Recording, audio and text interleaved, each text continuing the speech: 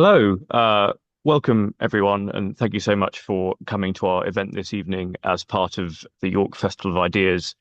Hopefully, you're imagining Thrutopia, how we made it through. So, firstly, thank you very much to York Festival of Ideas for hosting this session and for accepting our proposal. Just a few technical points to make before we get going. Um, the format of this session this evening is as a Zoom webinar. So, as guests, your video and your microphones will be switched off. The session is being recorded. This includes the chat function, which you should see along the right of your screen.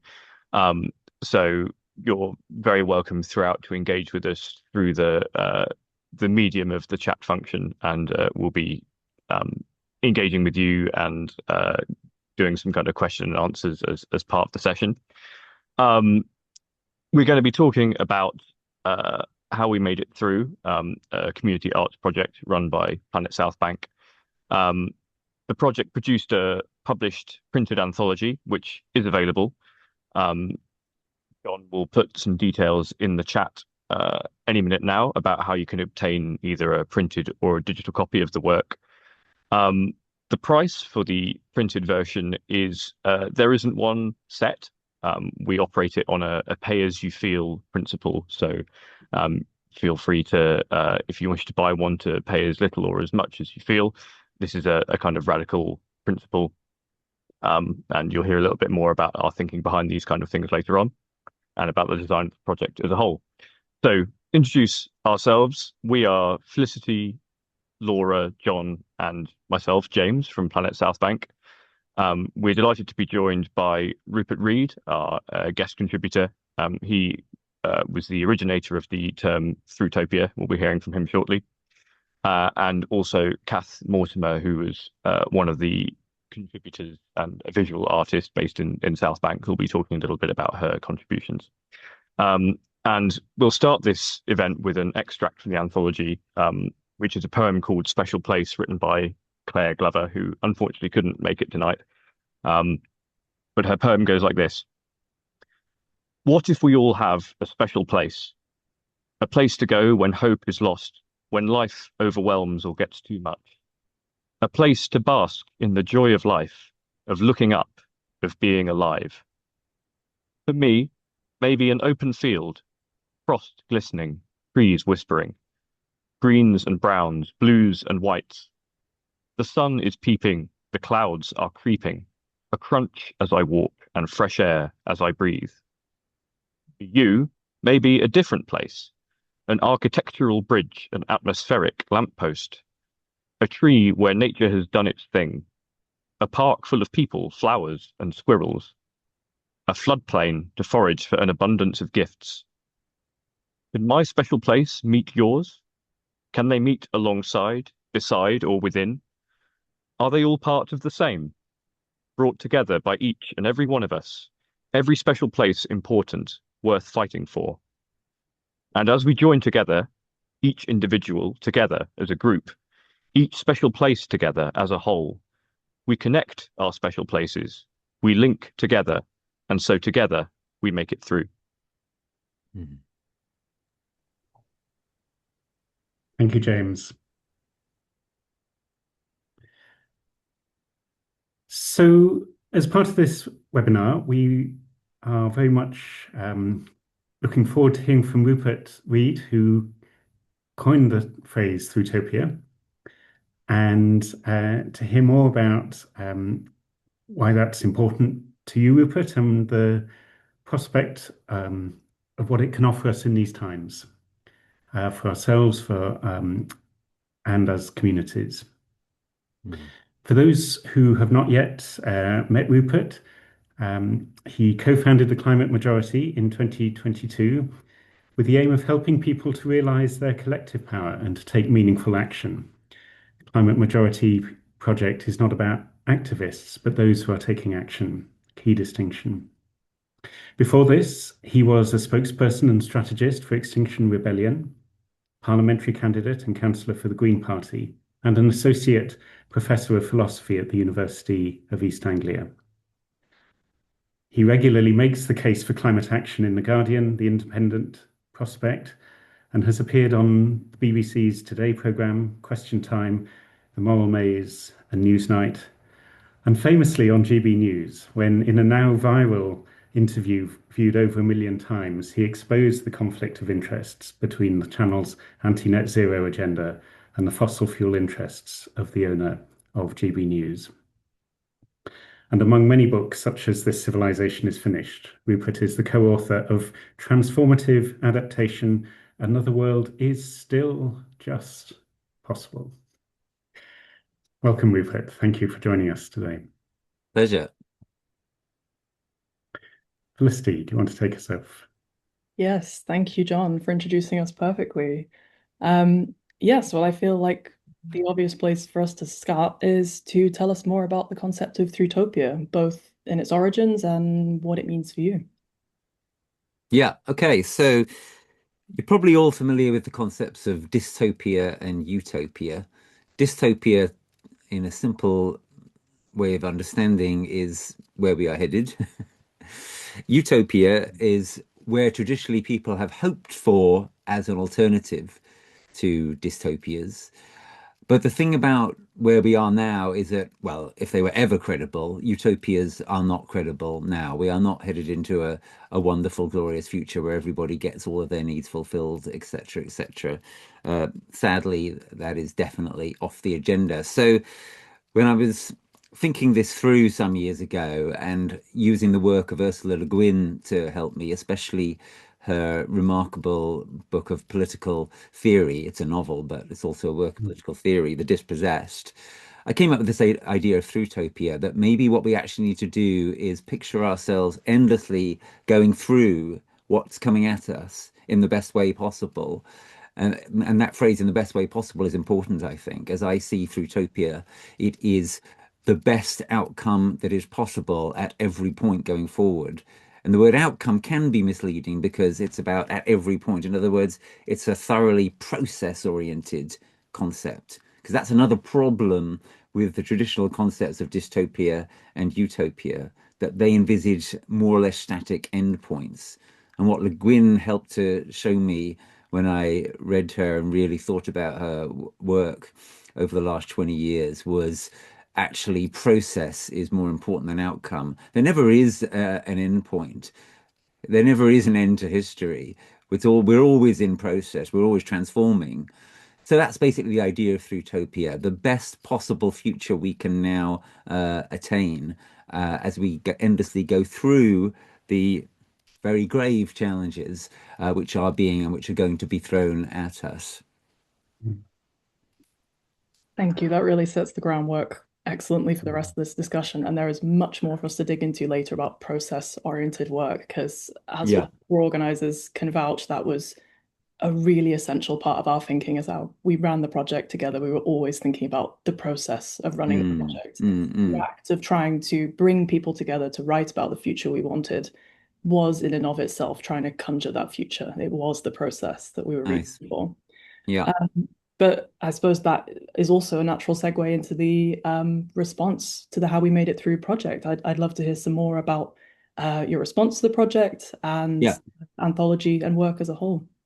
Yeah, well, obviously people can read a bit about my response in the thing I wrote for the book. But yeah, let me say a few things right now. One thing I really enjoyed about it is the way that you guys tried to make the concept of Thrutopianism kind of relevant to a place, i.e. York and environs. A number of the contributions did that, and I thought that's great. That's the kind of thing that needs to happen if this idea of Thrutopia is to come alive. It needs to be made more or less kind of place specific and to some extent time specific. I enjoyed some of the contributions more than others. I think that they were, if I'm frank, of mixed quality. But that's okay. It's an experiment, right? And it's a local participatory project. I will say one further thing about my view about the different contributions. I found several of them to be, from my perspective, too optimistic, too utopian. And I found one of them, from my perspective, to be perhaps too dystopian, and namely that's John's contribution. I thought John's contribution was excellent, but it was very much a kind of glass three quarters empty view of things. So that was intriguing because, I think what this is all about, actually, or at least quite a lot of what it's about, is about finding some kind of balance point, and people are going to judge differently where that balance point is. I think we have to be very careful not to drown in dystopia. That's obvious. I think we have to be very careful not to lean too far in that direction. The attractions of moving too far in the direction of utopianism, however, are, I think, more live and dangerous, if anything. I think there's a continual tendency when we get this idea of Thrutopia, which, is an idea which is really resonating with people, and a lot of people kind of feel something like this idea is now exactly what we need. There is a great and kind of standing temptation to always make it a bit more positive than it can actually be, right? So I come back again to this phrase, the best possible future that we can actually hope for and seek to build. The problem is that that best possible future is now almost certainly worse than what quite a lot of the time most of us want to be able to hope for, and certainly worse than was the case a decade ago or even just a year ago, right? And that's kind of inevitable, right? Because if you're always aiming for the best possible, then whenever anything then gets closed off by something going wrong, you're always kind of ratcheting down a bit and then a bit further and then a bit further. Uh, that's tough, but that's life. I mean, that's life in the decade that we're in the historical moment that we're in, which is a time when we are having continually to readjust our sense of what is possible, and having to give up the kind of paradigm that dominated us for so long of fantasies of endless growth, endless progress, endless development, etc. It's a huge epochal historical transformation for human beings. It's hard. It's what we have to do. It's of the essence of reality-based Thrutopianism. So I thought it was interesting the way that the different contributions to your anthology kind of came out on that score, and the advice, if you will, that I always give to Thrutopian writers, etc., is keep trying to sort of sense check yourselves. Can you actually really hand on heart believe that what you're describing is possible? And to the extent that you can't, then it's not actually Thrutopian. So aim as high as we can aim, but no higher. Thank you. I love that description. And as you were talking, Rupert, I was remembering when you and I and others were in a Thrutopia retreat last autumn, and we played with the metaphor of walking the Thrutopia tightrope, Yeah, of yeah, not falling off one way into dystopia and despair, or into that utopia. Oh, it's going to be all right, isn't it? exactly. That's exactly the point of balance I was mentioning. Yeah, And I was also struck by your processual element, if I've got that term right, around yeah, Thrutopias are always emerging and shaping themselves. And yeah. in the Dispossessed by Ursula Le Guin, the main characters end with an intention to change the current u potential utopia in order to help it continually evolve. Yeah, yeah. And I And they was, recognize, I think, crucially, yeah, that any utopian experiment that thinks it has arrived has by definition gone wrong, which is the mhm, same essential insight at the heart of many spiritual traditions. If you meet someone who says, I'm enlightened, you know they're not enlightened. yeah. And I was thinking about the film The End We Start From, which is Yeah, such a dramatic, potentially Thrutopian film. And yet the sense of she gets back to London, the rain stopped, somehow people can put their lives back together as though there's going to be no further disruption. Um, and I don't know if you've seen the film Rebuilding, which was kind of played mainstream a couple of months ago, which to me does capture the sense of things are going to continue to be challenging, even as we continue to make our way through. yeah, I haven't seen that film. I'm interested Mm, to see it. yes. I've just put in the chat my take on The End We Start From, which Mm, I do take to be a Thrutopian work, not sort of in detail really, but kind of in sort of aspirational kind of shape and invitation, in the same kind of way as some Thrutopian poems are, some Thrutopoems as they're now being called. Yeah, I don't see the end of the end we start from as kind of saying, oh, and now everything's going to be fine. I see it as kind of saying, we don't give up. We try to carry on and rebuild, and we do so with a kind of hopefully holding on to the sense that things can be swept away. To put it bluntly, in terms of my own kind of altered aspirations and what I've been giving up on in the last year or two, I now think it's virtually certain that we are headed for collapse events. It's beyond a reasonable doubt. I'm not saying they're going to happen soon. I'm not saying that when they do happen, they'll happen quickly. They could take a long time over which to unfold. But I think that's the way we're headed. So the main way I see Thrutopia now is as a way of understanding what it will be from now on to prepare for and go through collapse events in the best way possible.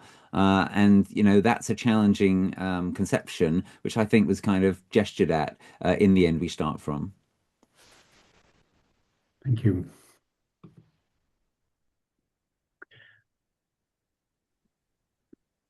I don't know if John or I want to question. Go ahead. So this is something that we all discussed privately when we were selecting a title for the project and thinking about what it was exactly that we were asking to write stories about. And I feel this ties in beautifully to what we were just discussing about process and arriving at an endpoint in history, which is that we had our own hesitations maybe about calling the project How We Made It Through, because we didn't give the impression that we were telling stories from a fixed point in the future where it was a completed process. We had made it through. There's no more work to do.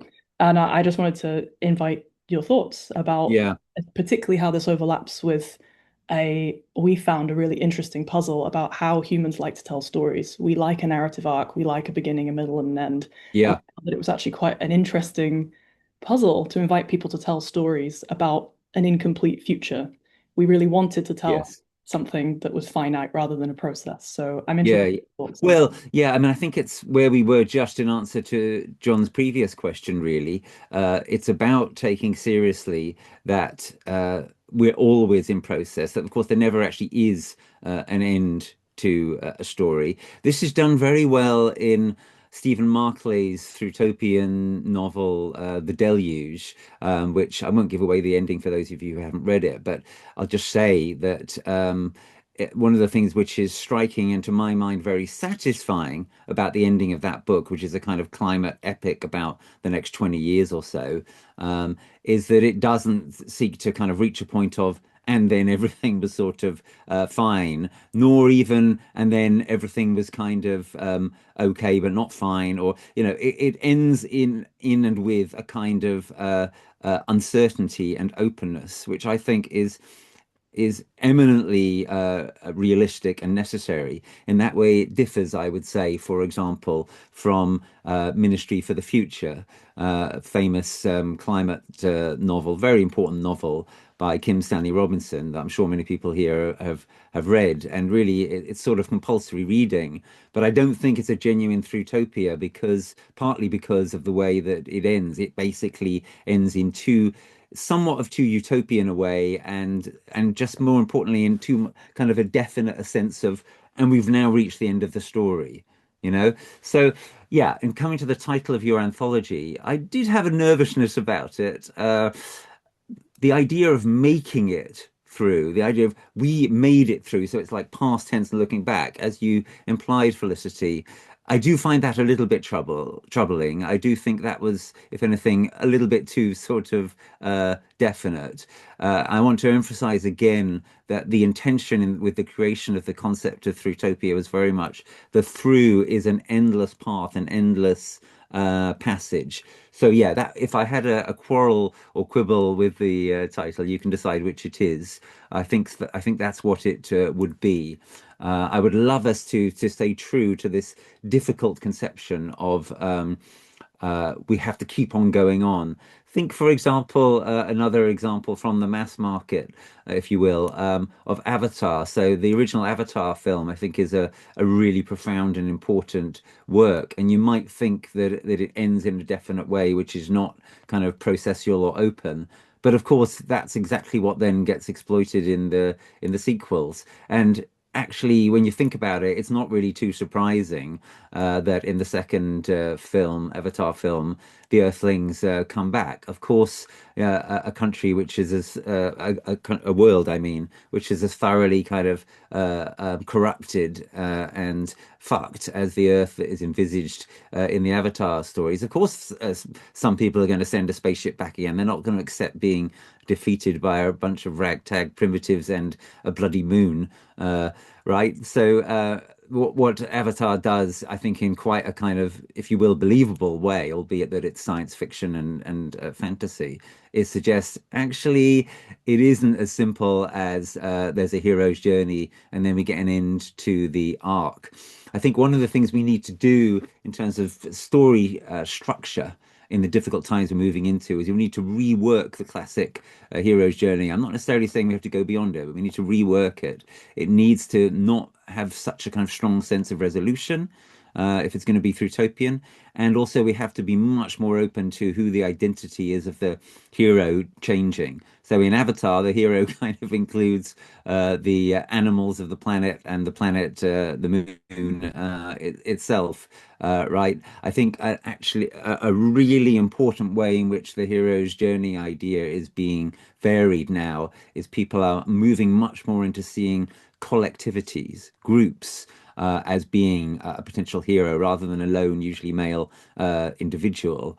For us in the Climate Majority Project, that's an absolutely crucial step, is to see that we're not going to make it through, if you will, without really taking seriously our nature as a superorganism, i.e., our thoroughly collective nature. Liberal individualism has imposed upon us ideas of our separateness and so-called individuality, which actually are incompatible with us creating the kind of change we need to take in relation to the climate and ecological crisis. So that's another crucial way, I think, in which there's an opening and a kind of suggestion now that the stories we need are going to go beyond individual perspectives. Thanks for that, Rupert. I've got I've got a question here from Kate McClaven in the Q&A. And Kate says, curious to know if there is a benefit to having a binary criteria for what Thrutopia is for Rupert. Is there a feeling that too much hope is unhelpful right now?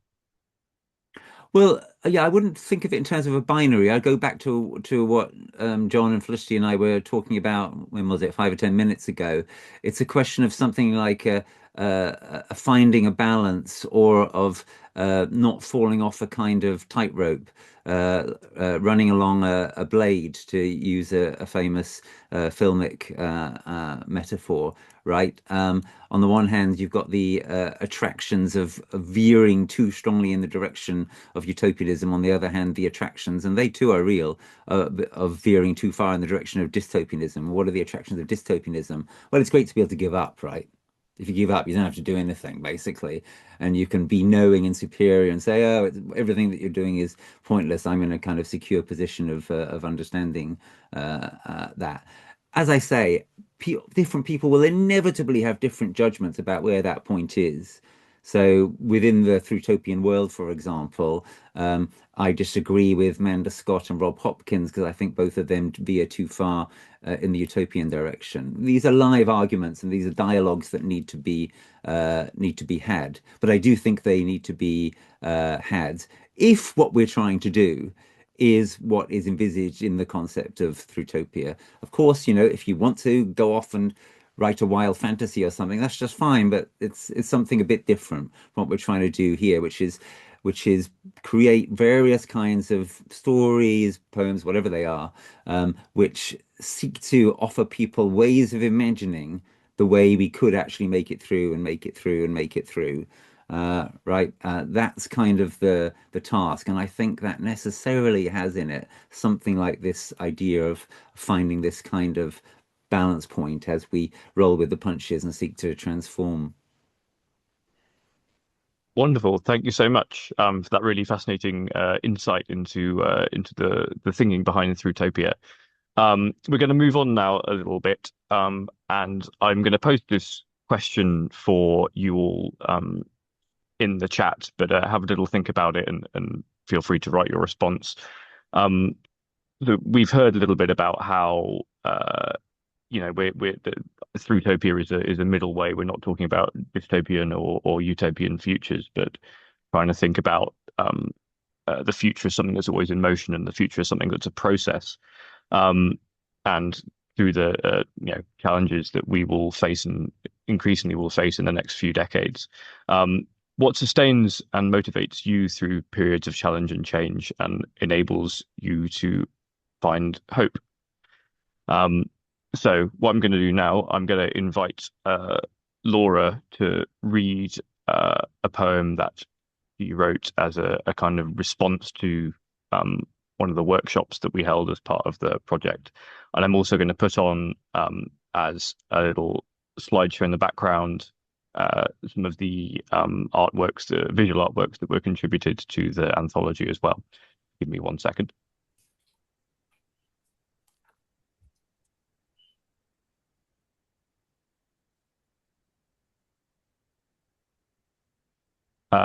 Laura, take it away.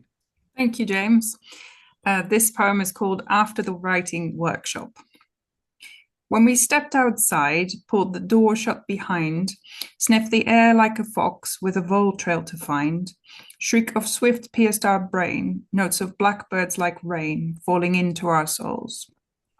When we sat down to write in a darkening park, because the spur sense was bright for the impulse to mark, though folks might mark us as mad. We rinsed our eyes in a bath of a pinkening sky, stroked our ears with the leaves of the willows nearby, let the cold gain control and the wind ruffle too. That is art merged with heart, how we made it through. Wonderful. Thank you, Laura. I'd now like to invite Kath Mortimer, one of the artists who contributed to our project, to talk a little bit about her pieces, which you can see on your screen now. Thank you, James. So you can see the pieces. The originals are pencil drawings and they're a bit bigger than A4 size. So I was reflecting on how nature will re-establish itself if humans give it a chance and some space. I was inspired by what we were talking about in the How We Made It Through workshops, but also by the works of authors such as Cal Flynn, who wrote Islands of Abandonment. So in the first image, if you want to flick back to that one, James, we're looking through some sort of circular porthole or pipe, the remains of something human-made, which is indicated because of the grid-like structures. They're in the process of being subsumed by natural processes, plants and mosses. I chose grid shapes to announce that humans are here, or maybe were here, and I chose the rather garish colours as a nod towards some of the lurid but resilient first colonisers that you see on post-industrial sites, such as fungi and algae, which are often a weird colour. In the second drawing, you can see that it's the same view. The grids are still just visible, but they're being overtaken by plants. And blues and greens I chose because I was trying to suggest quite a sort of jungly scene. And then in the third image, the water levels have risen, so they are visible at the bottom with a much longer view over the sea or the lake, as we might end up here in South Bank, looking out towards a big lake over the Humber. There are wisps of cloud at the top. Grids have disappeared. The world is looking more serene, but it's not clear what part humans have in it. So I'm hoping that's not too doom and gloom and dystopian. So more recently, I've been researching how art can go past the function of awareness raising and go on to supporting hope and encouraging action. And as a group, Planet South Bank members work together to make a series of frames, which we installed for a day at the community garden. You can see some of the images on our blog. So I'm hoping that you enjoy my art. Thank you. Thank you so much, Kath, for talking us through your work there. I'm going to resume the slideshow, so you'll see a few more of the images in glorious high definition, hopefully. But I'd like to pass back over to John now to talk a little bit about how this project came about and how we made it through. Thank you. And Kath, I can't quite see you on the video if you're still there. Hearing the conversation about Thrutopia, I was wondering about how you see the human contribution to the story that you've told in your art, in your three artworks, and what the human contribution to Thrutopia might look like. Well, in that case, it was stepping back and allowing some space, which involves actually noticing that it needs space in the first place. We're in a very urban area, and it can be difficult to see that nature needs that space and that we need nature as well. Indeed. And for myself, one of the shifts I'm feeling is that sense of importance of nature connection, nature not as an optional extra, but rather something that we are completely already and have always been part of. Okay, thank you, Kath, again. And thank you to all the artists who have contributed so much. Everyone who picks up a copy, the physical copy of the anthology, talks about what a beautiful publication it is to hold in your hands. And Kath's work and Bronwyn's and Pye's and Helen's and so many others is a joy to see each time. So, as one of the initiator, first idea of how we made it through began with me. And we want to take a few moments to say a little bit more about the process of the process, and as a group, what we were hoping for and how the project unfolded. If I say a little bit about Planet South Bank, as since 2011, a local community climate group in York. And if you look on our website, I'll post the link in a moment to the How We Made It Through project and how to order a copy of the anthology. You'll see also on our website our theory of change, which is heavily drawn from the Climate Majority Project. And what we have in recent times begun thinking of is how do we not just work on mitigation within our local community of climate gas emissions, but also adaptation. Given Rupert, your description of things to come, how do we need to adapt with a heavy heart that adaptation is now needed, and yet with a confident, hopeful, what is it that is still possible to do? And so as our strapline, as an organization, our vision is of a more connected community, a more resilient community, and a more resourced community. And that was the intent behind how we made it through. Could we tell stories of positive adaptation that might inspire local action and local truth-telling and local support within ourselves as a group and as a community? James, over to you. Thanks, John. So yes, it was at a meeting of our community environmental group, Planet South Bank, that John said, "I've had an idea. Who wants to help?"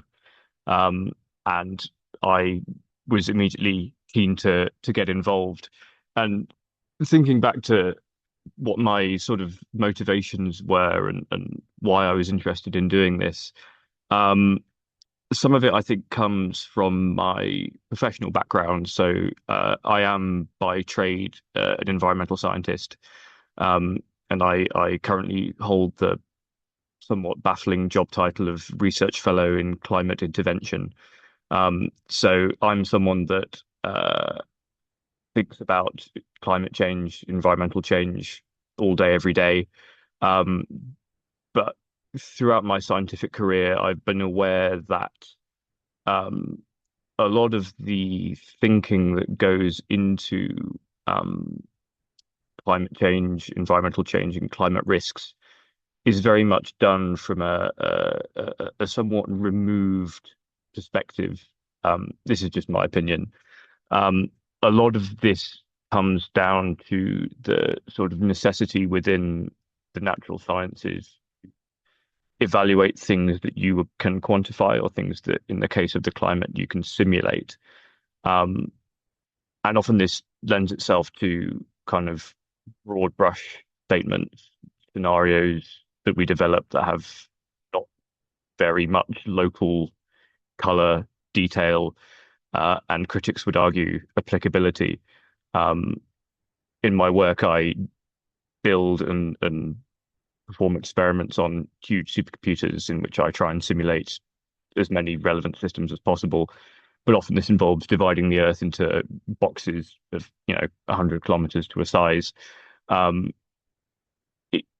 wanted to for myself, I suppose, do something where I felt like I was contributing towards climate adaptation and climate mitigation thinking within my local community. And one of the ways that I wanted to do this, and I ran a workshop as part of the How We Made It Through process, was to think about the role that storytelling plays in climate research and climate modeling and how we make statements and projections about the future. One of the challenges for scientists when they think about environmental change is because it is essentially that it is not possible to predict the future, right? We can do a weather forecast and we can say what will happen in the next sort of week, because that's based on physics. What's not based on physics is the decisions that societies and economies and governments will make on the scale of decades to centuries. That is kind of outside the bounds of things that scientists can talk about, but we still need to have some way of talking about them.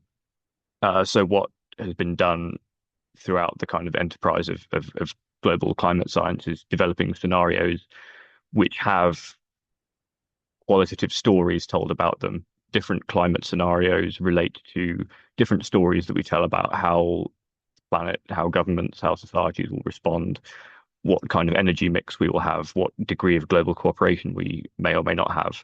And from that, we can extrapolate a set of quantifiable things that will affect temperatures and rainfall. But these are fundamentally stories, and stories have power, but stories are not things that are definite predictions. We never talk about predictions in climate. We always talk about projections. So I wanted to talk a little bit about that and hopefully spur some thinking. So yeah, that's kind of a little bit about me and why I wanted to get involved. I'll hand over to Felicity. Thank you, James. And that workshop was actually a real highlight for me over the course of the project. So it was really nice hearing about it again. When we were discussing what we wanted to share today, it struck me that there was a perspective that I feel is pretty essential for me to try and articulate at this point in the discussion. And that is that I actually had to take a fairly large step back from the project, not too far from the end. And at the time, I was understandably quite upset about this. I wanted to be as helpful as possible for as long as possible. But I think with a bit of distance and perspective now, I now realize that it actually offers such a rich bit of learning for what this project initially set out to explore, which is, we wanted to sit with the question of how do we make it through? How do we, as a neighborhood, as a small community, navigate the deep changes and ruptures that are rapidly heading our way? And as a core organizing team, we were totally unwillingly and deeply unhappily presented with what was, unfortunately, a fantastic opportunity to practice answering that question in real time while we were running this project together. And to be clear, I really feel like the personal details of this story are completely irrelevant for us this evening.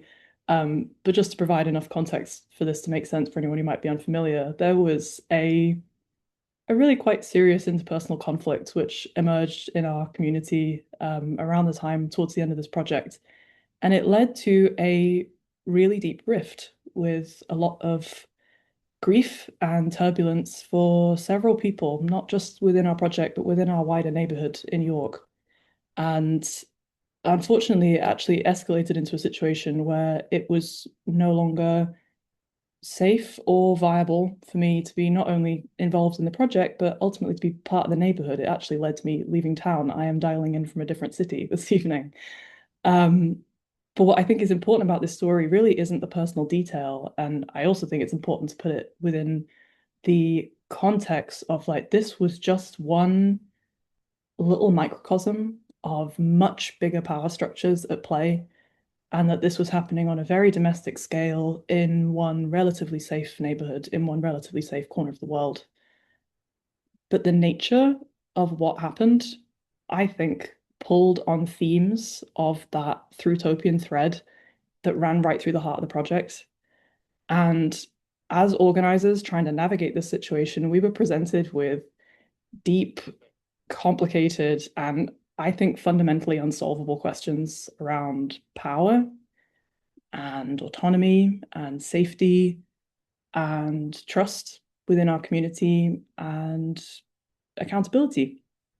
We had to keep asking ourselves, in what ways are we accountable to one another, and in what ways are we responsible for each other in the face of huge grief and rupture and conflict? We're asking each other, how do we keep our community as safe and as intact as possible, given the circumstances that we find ourselves in?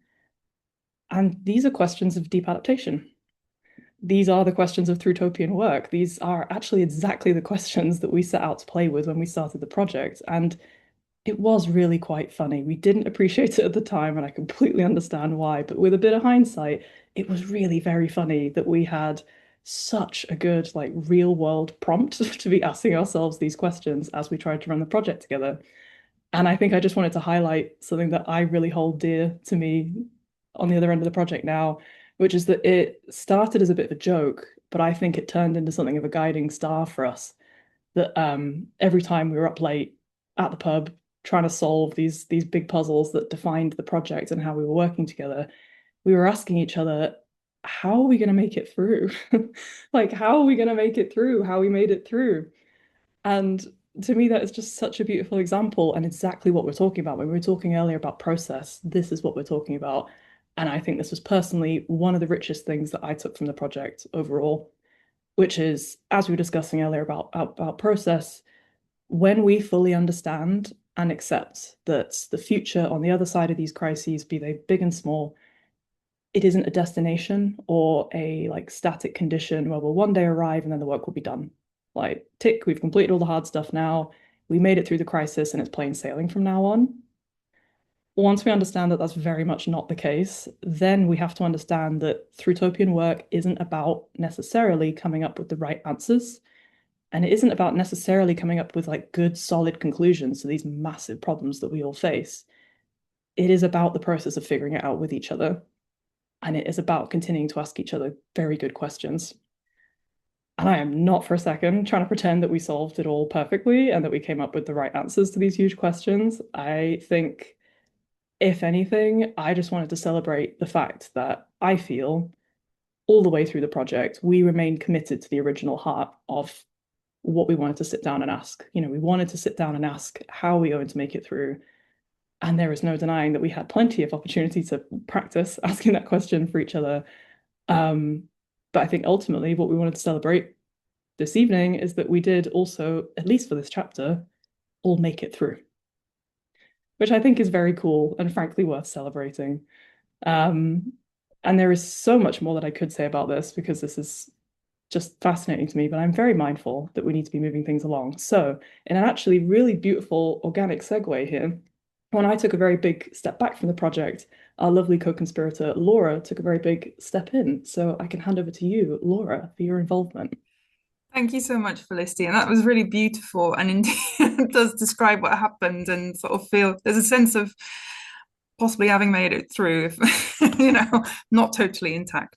A bit hard to follow, but yeah, I was going to speak a little bit about being involved in the project and why I got involved. I was just a participant initially. I guess I got involved partly because through friendship with John, and also just being intrigued by the project. I really like the title and the idea of tackling this kind of huge issue through creative writing. I really love that. I do like a bit of creative writing. I thought this is really interesting, and I really like a sort of, personally, I like a kind of very boundaried project, like a really clear, like defined project. Having said that, as a participant, I went much off course. I think what I personally contributed wasn't at all Thrutopia, doesn't sort of meet the criteria, but it was what came up, and I was personally unwilling to change that, because that's kind of how it felt to me, how I would make it through. So I've been involved for some time with Extinction Rebellion and other forms of kind of protest, and I'm not very well suited to that sort of, kind of going out there and protesting. And this sort of thing felt much more suited to myself. I always felt like whenever we tried to think about what kind of actions we could organize, that it was very important that we weren't just shouting against something, but that we were making a connection about why we loved it, about why, and I think often I wanted to make that local. So why we love our river, here in York, why we love the things that we love in York. That's very important. That's where the motivation comes from. And so for me personally, I tend to keep it quite small and local. I look at things in my garden, things in my neighborhood, and they do inspire me. I am of kind of an opposite kind of inclination maybe to Rupert. I am really inspired Rob Hopkins' ideas from what is to what if. The kind of more positive thing, I feel like, is what is needed. You need the motivation first, and I think that's really what this project gave me, that sort of idea of a community, the fact that it was fairly free, that you could do what you want, you could present it in any way you wanted, and for me, that's the only way that we'll make it through, is you have to connect. So in the poem I read just now, I had a line, art merged with heart. I mean, that is the only way that we'll make it through, in my opinion. And it came as it came, like the stuff that I wrote just came. And I was just thinking about what John said earlier, that nature is not an optional extra. It really isn't. And it is also just what we've got, right? So it's just the tiny front garden that I have, that is what inspires me. Anyway, I was a participant. I really enjoyed the project. And then later on, when it came to thinking about could we do more with it, there was an opportunity for us to apply for funding from the Joseph Rantery Foundation, who very kindly and generously gave us funding to see this project through to a printing stage. And I volunteered as an editor at that point, because I quite like editing things, and then also helped out with the launch, which I think John is going to speak on next. Thank you. And when we began the project and began to solicit invitations for contributions, we had no idea how many we would get. And you can see a description of the project within the book, but also on the website link that I've posted earlier, the How We Made It Through page at planetsouthbank.org.uk. So it was only once the project closed that we realized we had enough to publish. And thanks to the wonderful curiosity and support of Kate McClavan at Joseph Rantery Foundation, this publication was produced. We chose Rhizo printing because of its very low, comparatively low environmental footprint. And the nature of Rhizo printing means that every edition is different, not just because of the inks and the tones and the colors as they come out, but also the hand numbering of every copy. This happens to be copy 173. out of 200, thanks to Pi's work there.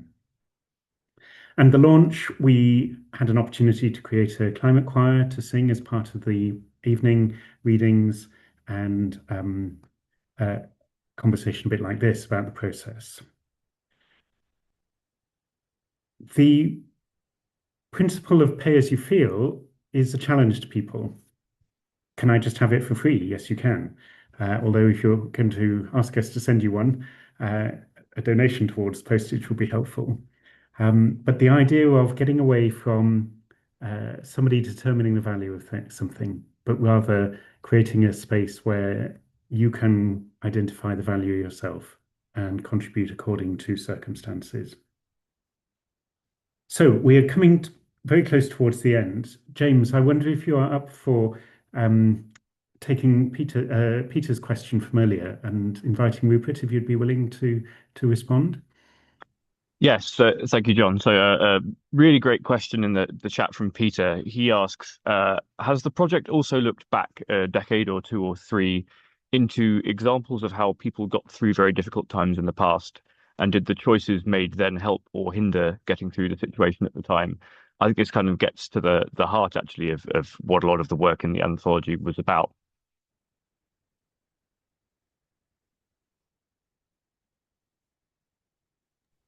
I won't try There to it is. address what's in the anthology on that point. Perhaps one of you can do that. I'll just say something about in general, how I see this in relation to Thrutopianism, because I think it is a lovely question, because there is a real symmetry here. In other words, it is perfectly possible to think, what if the past had gone better, or indeed the best it was actually possible for it to go? And I think it's very useful. Because if we get a sense of how the past could have been different, how it could have been worse, but also how it could have been better, then that gives us something to go on in thinking about how the future could be better than it's otherwise going to turn out to be. Because the past gives us a kind of concretion that sometimes is absent with reference to the future, obviously, right? The future is always this kind of misty thing. But in the past, we actually know more or less, what happened.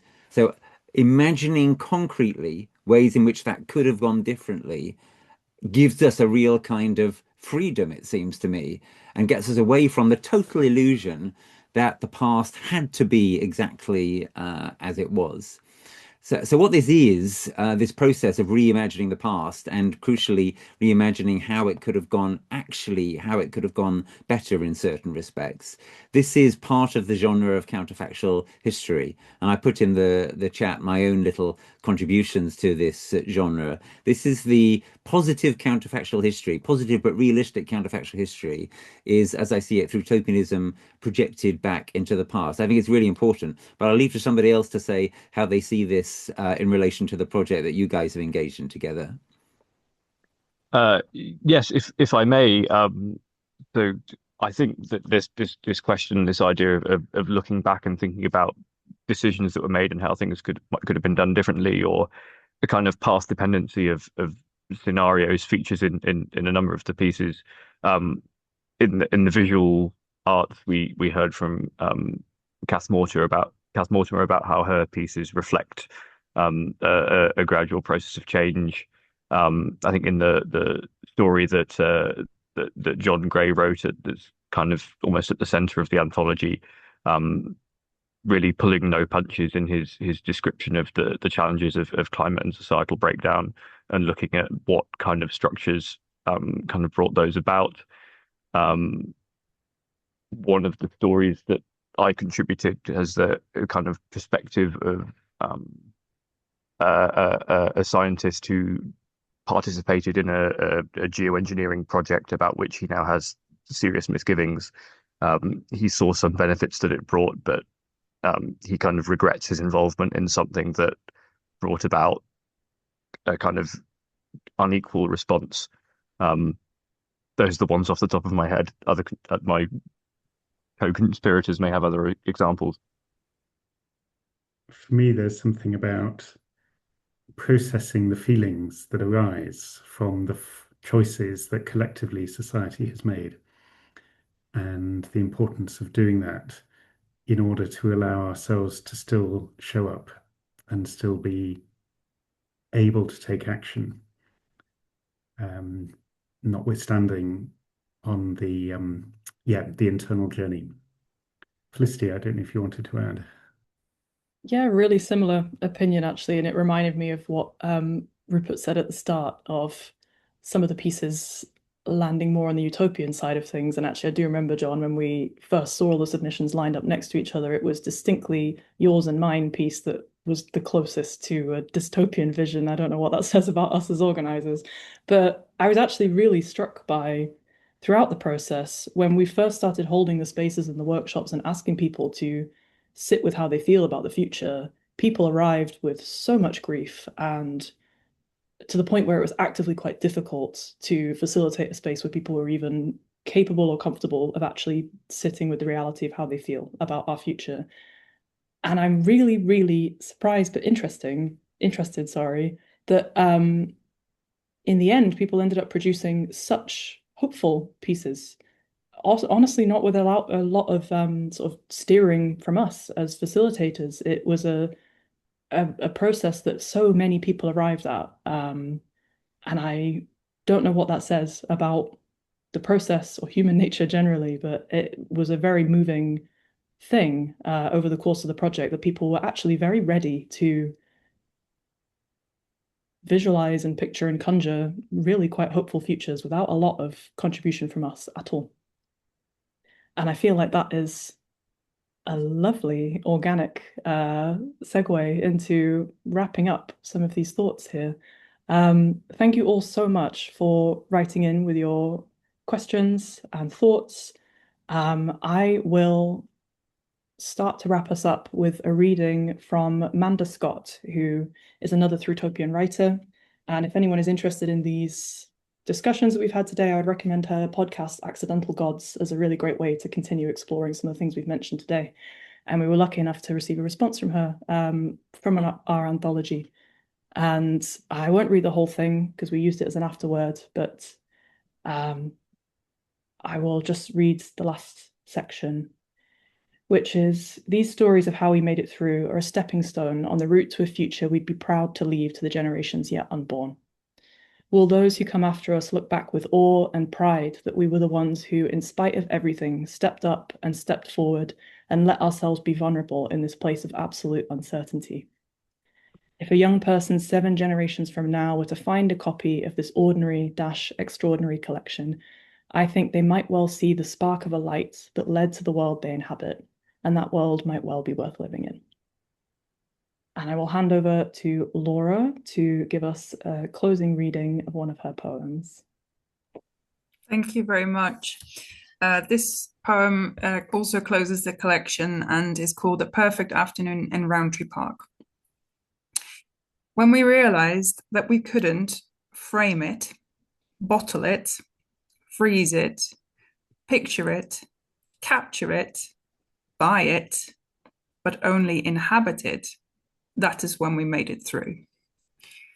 I'd like to thank everybody so much for their participation. It's been really good to have the team back together, especially thanks to Felicity for sharing a quite personal part of the process. Big thanks to Rupert Reed for his insights and his time, and to Kath for talking about what inspired her art and clarifying that for us. Thank you all to the attendees and for your questions and your attention. And many thanks to the York Festival of Ideas for having a bit of space for us, with our little local projects. And of course, all the contributors who have made this possible, both the artists and the writers. Thank you so much for all of this. And that concludes our evening.